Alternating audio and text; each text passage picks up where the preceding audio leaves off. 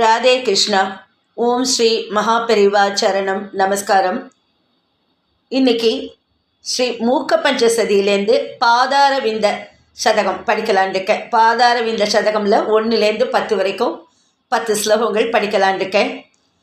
நேத்திலேருந்து வசந்த நவராத்திரி ஆரம்பம்.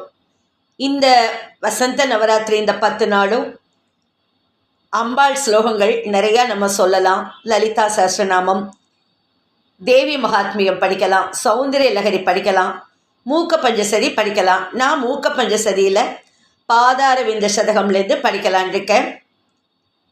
இப்போ 1வது ஸ்லோகம்.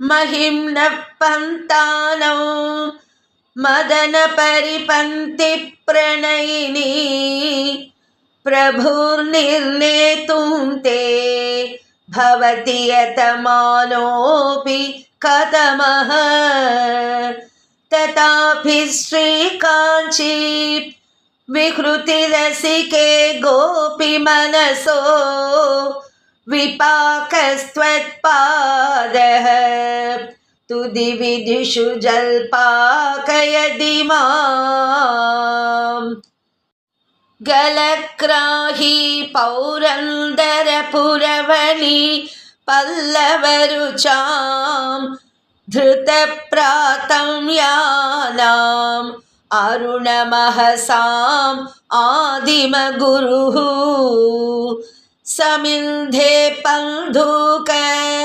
स्तबकसहयुध्वा तिशि तिशि प्रसर्पन् कामाक्ष्याः चरणकिरणानाम् अरुणिमाम् मरालीनां यानाभ् व्यसनकलनामूलगुरवे दरिद्राणां त्राण व्यतिकरसुरोध्यानतरवे तमस्काण्ड प्रौढी प्रकटनतिरस्कारपटवे जनोऽयं कामाक्ष्याः चरणनलिनाय स्पृहयते वहन्ति सैन्दूरीं सरणिमवनं रामरपुरी पुरन्ध्री सीमन्ते कविकमलबालार्कसुषमा त्रयी सीमन्दिल्याः स्तनतटनिचोलारुणपटी विभाति कामाक्ष्याः पदनलिनकान्तिर्विजयते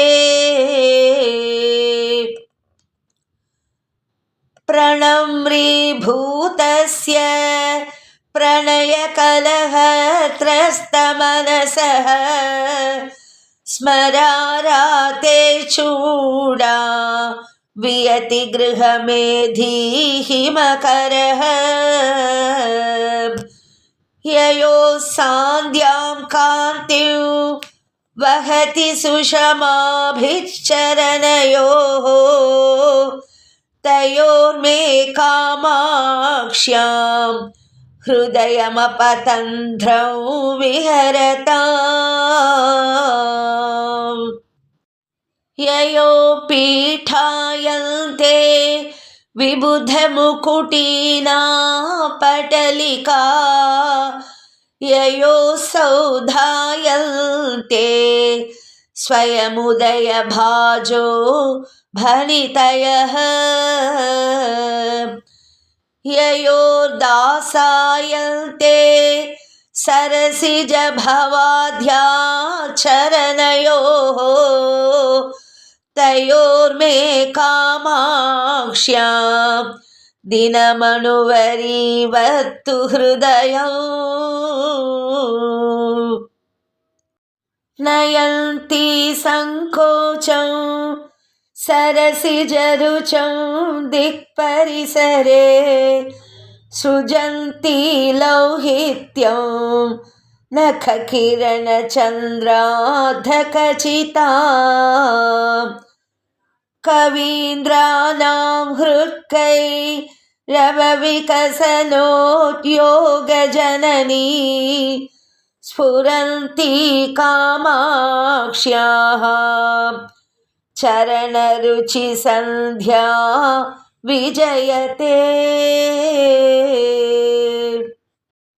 विरावैर्माञ्जीरैः किमपि कथयन्तीव मधुरं पुरस्तादानं रे पुरविजयिनि स्मेरवदने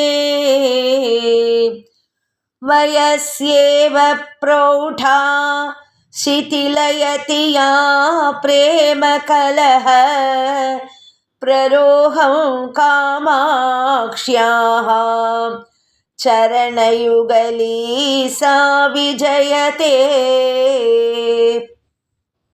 सुपर्वस्त्रीलोलालकपरिचितं षट्पदकुलैः स्फुरल्लाक्षारागं